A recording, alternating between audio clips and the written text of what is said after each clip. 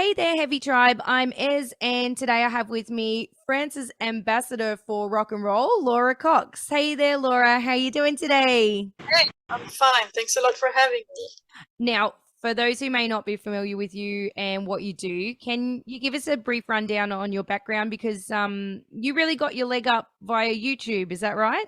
Yeah, I started uploading guitar covers on YouTube maybe around 2008, and I managed to gather a few million views.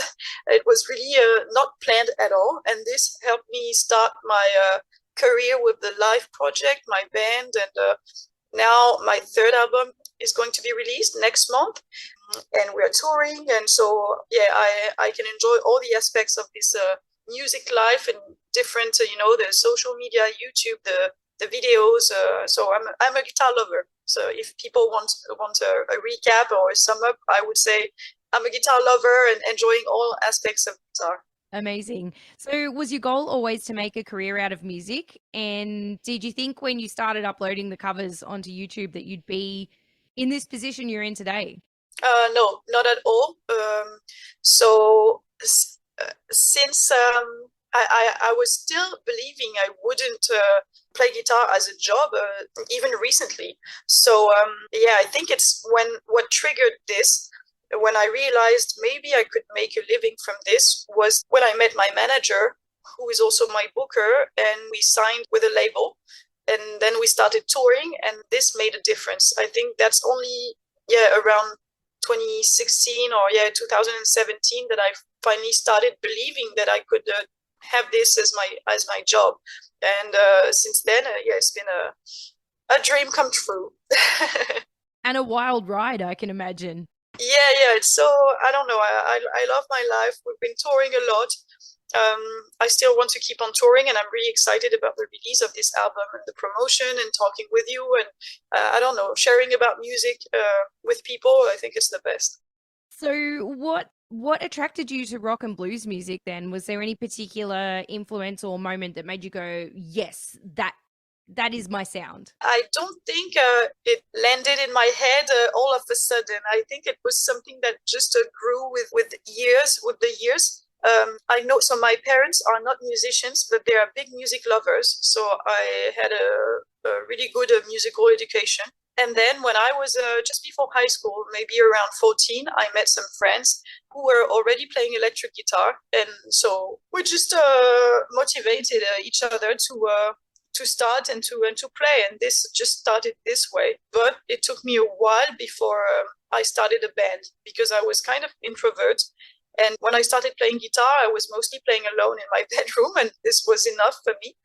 But I think I missed this interaction with the musicians, and now I can feel it, that I'm not 100% comfortable when I'm playing with people, when it's not prepared, because I spend too much time in my bedroom rehearsing and recording and preparing things. So I used to hate the unprepared.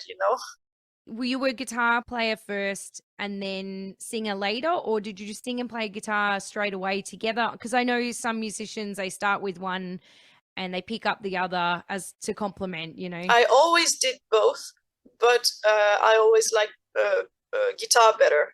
For me, I'm a guitarist first and a singer in a second. But I think I started at the same time, because I thought, okay, I'm gonna play guitar, and I always like singing. I never really put a lot of work in the beginning, because I thought, okay, it's not my thing. I don't have a special voice. I like singing just for my pleasure. And then when I started the band, I started taking this more seriously and started taking lessons, so that I could bring the two aspects of the guitar and the vocals at the same level. Was it your parents then that introduced you to the style of music that you play today, or was that something you just sort of found yourself as you were learning guitar? Initially, yes. Yeah, I think mostly my dad was listening to a lot of older country music and classic rock. And then, of course, so maybe I started with this, and then I developed my own taste along the years with my friends and my bandmates. And so, yeah, I think it started from my family, and then I developed everything with the people I've met and with my own taste and just discovering new music. I love discovering music all the time. You kind of already answered this a little bit, but was your transition from a cover artist to original songwriting fairly seamless, or do you find that it was a sort of a challenging process? So what was more challenging is it was not really the transition between covers and original songs. It was more the transition between uploading on YouTube and being on stage, which is kind of what you said. So from this angle, I had a bit of pressure because I thought, okay, I've been uploading videos for maybe 7 years already. I already have a kind of success on the internet, but I'm going to play a show for the first time of my life. So as if I was a beginner on stage, but people were already certainly expecting something. So it was a bit stressful. The first shows I didn't feel so comfortable on stage, but then I had a good team. So with the tours and the gigs passing by, we managed. And yeah, I think this transition was a bit scary for me, but now I feel way more comfortable on stage. But the transition between covers and writing songs, no, because I didn't feel pressure. I could just write for me and wasn't forced to release anything. So I just took my time and it happened that way. With your shows, have you been able to perform sort of far and wide? Sorry? Have you been able to perform in a lot of places? Yeah, sorry, I didn't understand what you said initially. Yeah, so we mostly play, of course, in France, but the past years we've been playing all over Europe. I know we have a big, cool fan base in Germany. German people are big fans of rock and roll. We've been playing in Spain a lot too, in the UK, Slovenia, Romania, all these countries. But yeah, never been to Australia. I really hope we can come next year, maybe to promote the album and to share this with you. Yeah, that would be rad. What's your favorite live performance to date? So I think it would be summer festivals, because this is a special vibe. People are just there's a more like holiday, having fun vibe, and you can meet a lot of artists backstage, a lot of bands.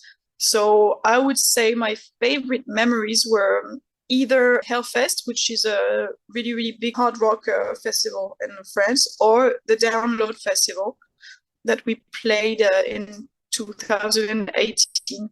And for us, it was the first big festival we were playing at. And I met a lot of great artists, and this was kind of a dream gig for us. Yeah, Download's like the top of the bucket list, I would say. And you have one in Australia, no? Before COVID we did. It hasn't been back since, and we don't know whether we'll see it back, but we'll fingers crossed. So Head Above Water is your third album. What sorts of things have you learned between your first album and this one? What sort of things are you doing differently? I think it was a long journey between the first one that we recorded in 2016 and was released in 2017 and this one. I think the most important thing I've learned is that I stopped listening to everybody in terms of music. When I think we changed a bit the lineup of the band along the years, but with the first lineup, it was really hard to really be able to do what I really wanted. You know, every time I was proposing a riff, it always had to be changed and tweaked. And the latest album, the recording was really smooth. We recorded this in a really nice vibe, nice atmosphere, and it's more me, more personal in a way. And also, more personal because I put more of myself in this, and also because I'm evolving. I think the first album was a big mix of all my influences, because I didn't really know where I was going. So you can hear, okay, this song sounds a bit like ZZ Top. This song sounds a bit like AC/DC, and I think you can hear this way less in the latest album. The difference probably between yourself and a lot of artists is they get to get those songs that sound very much like they've been influenced by favorite artists. They get those out of their system before they're known. But because you rose doing your covers on YouTube and you're already in people's spotlight, so you got to share that part of your journey with your audience rather than before you gained an audience. Yeah, I grew up with them, and I'm still experimenting, and but I'm on the right track. I can feel it. Oh, definitely. I watched a video that you posted of the setup you had, it was ICP Studios in Brussels, is that right? Yes. What a beautiful place to record music. I was super jealous watching it. I'm used to dingy, tiny spaces with no room to move, and definitely no one was serving me breakfast when I've been in the studio. So yeah, that must have been a terrific experience. Yeah, we were really lucky. So we already recorded the previous album there. This is my second album, and it went so well. So the label suggested, okay, do you want to come to go back there? And of course I said yes, because it was a bit, in a way, reassuring to go back, to know how it was going to be, where we were going to record, with who. The engineer is really nice and really good, and yeah, I thought it was like coming back home, and it felt really good. I'm not saying I'm going to record all my albums there, but we know how it is, and it's always a pleasure to record there in a nice, really nice vibe. And we're sleeping there. We just took 2 weeks locked in this studio and recorded the album within these 2 weeks, and it went really well. Yeah, that's awesome. What aspect of this album are you most excited about?